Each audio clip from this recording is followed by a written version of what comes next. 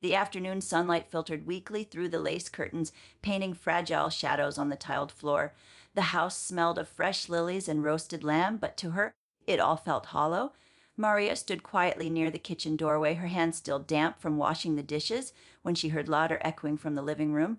Her daughter-in-law, Claire, had invited friends over again, lawyers, business partners, people who looked at Maria as though she were a piece of antique furniture that no one had the courage to move. She had lived in this house for 35 years, every brick paid for with the money she and her late husband saved from decades of factory work.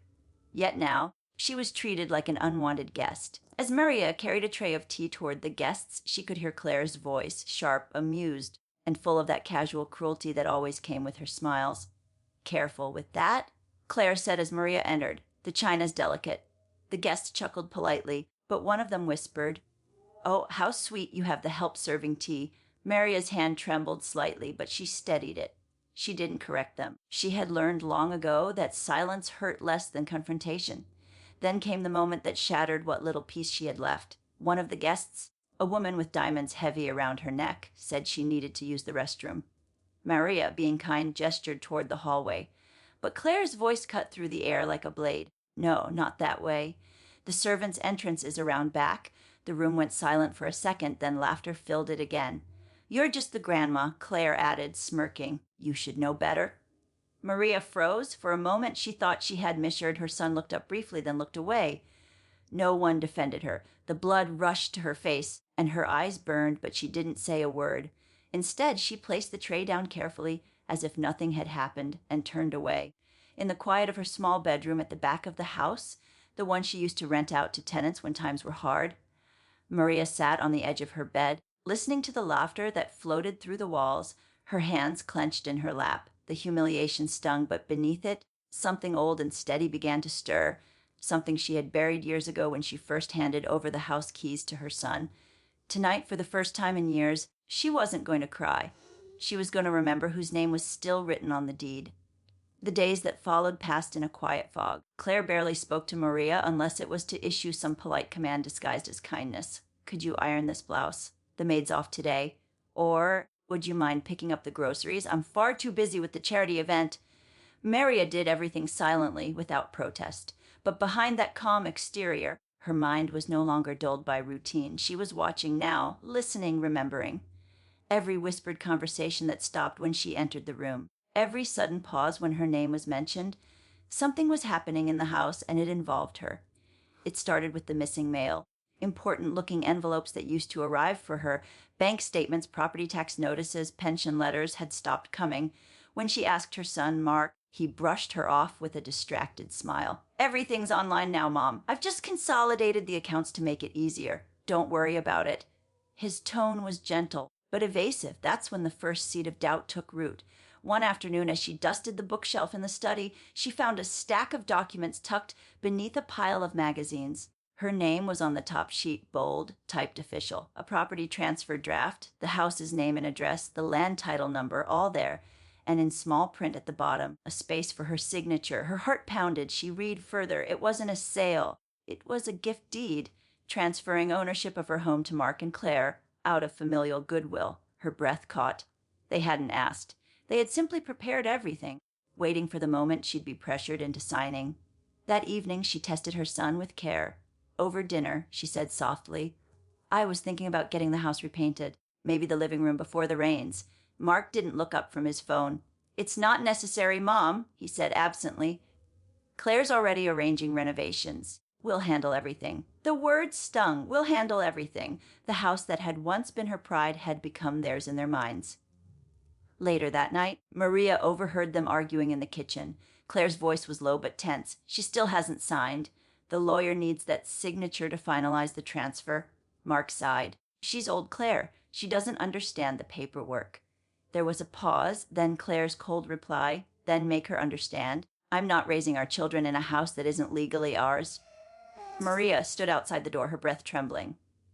Each word sliced through her like glass. They weren't helping her manage her affairs. They were helping themselves. Every act of care was deception disguised as love.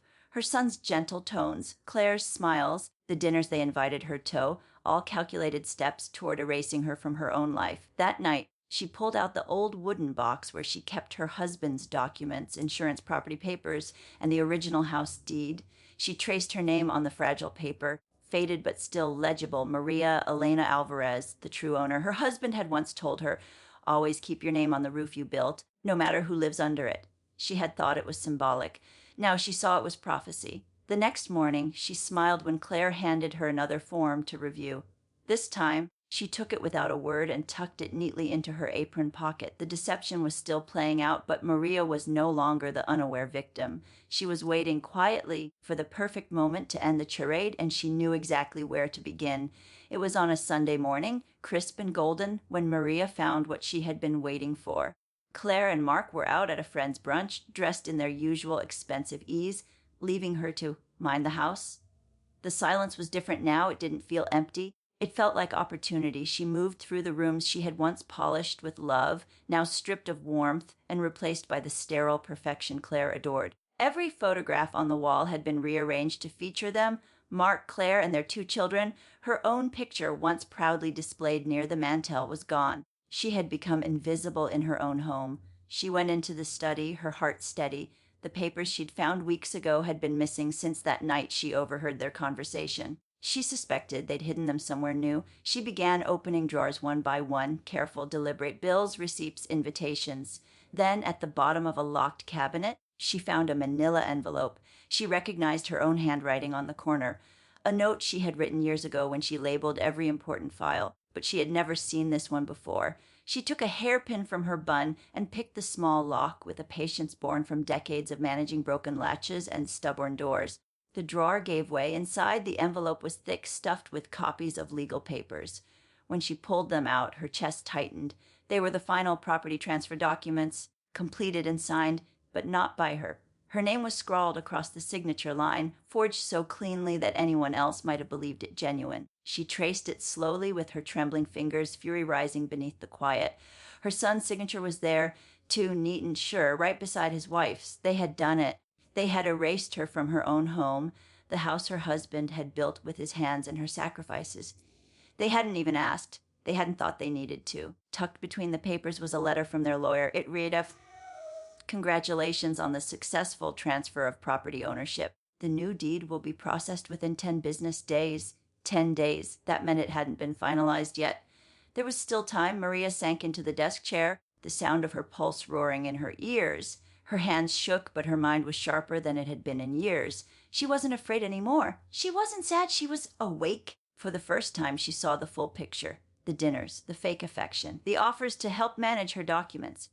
Every smile, every gentle nudge, they had been building a web around her, and she had nearly walked right into it. Then something else caught her eye, an old envelope at the bottom of the drawer. It was addressed to her late husband, dated just months before his passing. She opened it, her breath held tight. Inside was a notarized statement from him, leaving the house solely to her. No joint ownership, no clause for inheritance. The entire property had always remained under her name. She felt the rush of tears she refused to let fall. He had protected her even in death, and she had almost let them take that away. She rose from the chair and went straight to her bedroom, pulling out her old box of papers again. Inside was her husband's original will and the land registration file. Every page was marked and sealed. She lined them up neatly on the bed and photographed each one with her phone. She didn't fully understand digital proof, but she knew enough to make copies. Then, with slow determination, she gathered every piece of evidence, the forged documents, the lawyer's letter, and the original deeds, and locked them in her sewing chest. When Mark and Claire returned that evening, laughing about their brunch, Maria was sitting calmly in the living room, knitting. "You look tired, Mom," Mark said absently, hanging his coat. "You shouldn't overwork yourself." Claire smirked as she set her handbag down. "We'll handle the bills from now on. You just rest. You've done enough." Maria looked up, her eyes clear and steady. "You're right," she said softly. "I have done enough." They smiled, thinking they had finally subdued her. But as they walked past her into the kitchen, she turned her gaze toward the study door, where her secrets now rested safe and waiting. The deception had ended. The truth had finally stepped into the light. She had been silent too long, but now she had every document she needed to remind them whose name was carved into the foundation of that house and whose name would never be erased. It began subtly, like a chill creeping into the corners of a warm home. At first, Maria thought she was imagining it. The soft exchanges between Mark and Claire when they thought she wasn't listening, the way they spoke about future plans and or house. Their smiles stretched too tight to be kind. But the signs grew louder, impossible to ignore. The small gestures that once felt like love began to carry an edge. The laughter at her forgetfulness wasn't playful anymore, it was patronizing. The questions about her health came not from concern, but calculation. She had lived in that house for more than 40 years. Every nail, every tile, every tree in the garden bore her husband's touch and her devotion. When he passed, the home became her last connection to him, a memory made of brick and breath. Her son Mark had moved in with his wife Claire to help her out, or so he'd said. At the time, Maria had welcomed it. The house had grown quiet, and she longed for the warmth of family again. But slowly, she realized the warmth wasn't meant for her. It was meant to melt her guard. The betrayal began in the smallest of ways. Claire would drop hints over dinner about how hard it was to live under someone else's roof. Mark would respond with tired sighs, saying, "Well, figure something out." Maria would smile, assuring them she didn't mean to be in their way. They would quickly change the topic, acting as though nothing had been said, but the seed was already planted and she could feel it growing between them. Then came the day she overheard them in the kitchen. She had woken early, the sun barely spilling over the curtains, and gone to make tea. The moment she reached the hallway, their voices stopped. But she caught enough to understand. Claire's tone was sharp, impatient. "She's too old to live here forever, Mark. We need to think ahead. You know this house will be ours one day. It's just a matter of time." Mark had sighed. "Don't say it like that." "Like what?" Claire had snapped. "Like it's not true? She doesn't even know what half the paperwork in that safe is. If she really cared about us, she'd sign the transfer now and let us handle things. We're the ones raising a family here, not her." Maria had frozen, the warmth draining from her fingers. She'd stood in that hallway, the sound of her son's silence louder than any scream. When he finally spoke, it wasn't to defend her. It was to ask, "What if she says no?" Claire's reply came cold and certain. "Then we make her think it's for her own good." The cup in Maria's hand slipped and shattered, startling them both. She had pretended it was an accident, blaming her trembling hands and weak grip.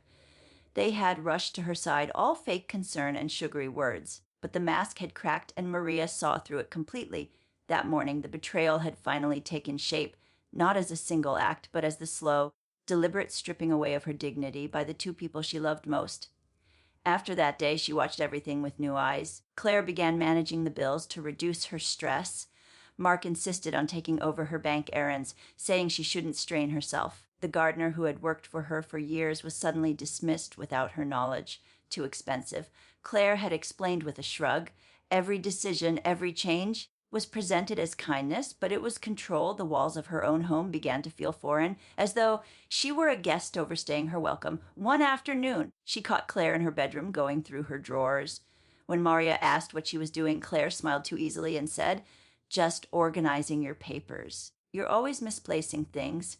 That same night, Maria noticed a missing envelope from her lockbox, the one that contained her property deed. It was then she realized the depth of their deceit. This wasn't just selfishness.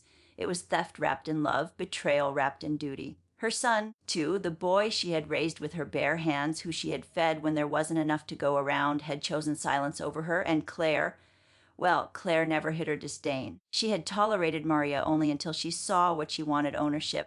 The breaking point came weeks later when Maria returned from her evening walk and found strangers in her living room. An appraiser, clipboard in hand, taking notes while Claire chatted pleasantly about future remodeling plans. Maria stood frozen in the doorway, her voice trembling when she asked what was happening. Claire turned, smile sharp as glass. "Oh, don't worry, Maria, we're just getting some estimates. You'll love the changes." But what truly broke her wasn't the deceit itself. It was Mark's silence. He stood there, avoiding her eyes, his hands in his pockets. She had expected him to stop it, to say something, anything. Instead, he just muttered, "It's just for planning, Mom. Don't get upset." That night, she sat alone in her bedroom, surrounded by the ghosts of her past. She thought of her husband, how he used to laugh, calling the house or kingdom.